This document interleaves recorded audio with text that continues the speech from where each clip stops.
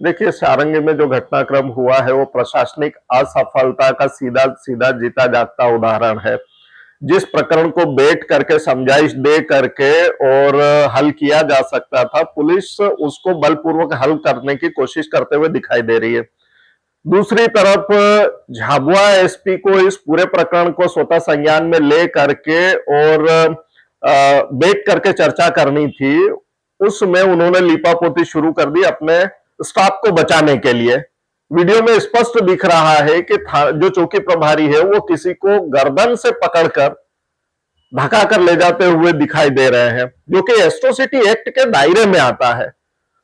Jhabua SP ने जो press note जारी किया है उससे यह स्पष्ट होता है कि स्थानीय पुलिस प्रशासन सिर्फ आदिवासी का बलात् शोषण करना चाहता है।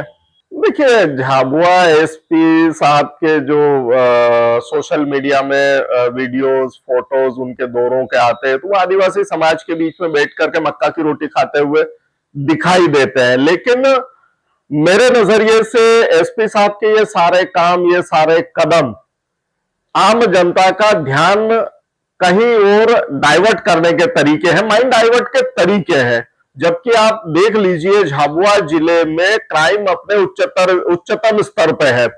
शराब का जो अवैध परिवहन है वो सर्वाधिक होता है इस जिले में। आपने कुछ समय पहले देखा होगा कि मेघनगर के इंडस्ट्रियल एरिया से एक प्रतिबंधित मादक पदार्थ को बनाने का पूरा प्लांट पकड़ा गया, लेकिन एसपी साहब को तो मक्का की रोटी खाना है। तो ये कहीं ना कहीं इनकी जो हरकतें हैं वो आम जनता का जो ध्यान है, माइंड है, वो डाइवर्ट करने वाली है, जबकि इन्हें ईमानदारी से काम करना चाहिए। अगर एसपी साहब ईमानदारी से इस प्रकरण में भी काम करते तो ये प्रेस नोट जारी नहीं करते, ये सीधे सीधे एट्रोसिटी एक्ट के प्रावधानों के तहत कार्रवाई करते अपने स्टाफ पे। लेकिन ऐसा हुआ नहीं और हमें इनसे ऐसी अपेक्षा भी नहीं है। देखिए, पुलिस का जो रवैया रहा है ये बर्दाश्त करने के योग्य नहीं है। आज वहां पे एक ग्रामीण आदिवासी समाज के साथ में हुआ है तो कल किसी और के साथ भी ये घटना हो सकती है। इसलिए हम सरकार से मांग करते हैं कि स्थानीय जो पुलिस का स्टाफ है उनके विरुद्ध वैधानिक कार्रवाई होना चाहिए और एसपी साहब जो इस पूरे प्रकरण को ढांकने की कोशिश में लगे हुए हैं, कार्रवाई इनके विरुद्ध भी होना चाहिए। हम ऐसी मांग करेंगे। देखिए, पूरे सिस्टम में जो नायब तहसीलदार है वो एक न्यायिक व्यक्ति होता है, एक दंडाधिकारी होता है, उसकी अपनी डाइस होती है। और चूंकि मामला जमीन के विवाद का था तो नायब तहसीलदार को पूरे प्रकरण के मद्देनजर वहां पे मौका पंचनामा बनाया जाना चाहिए था।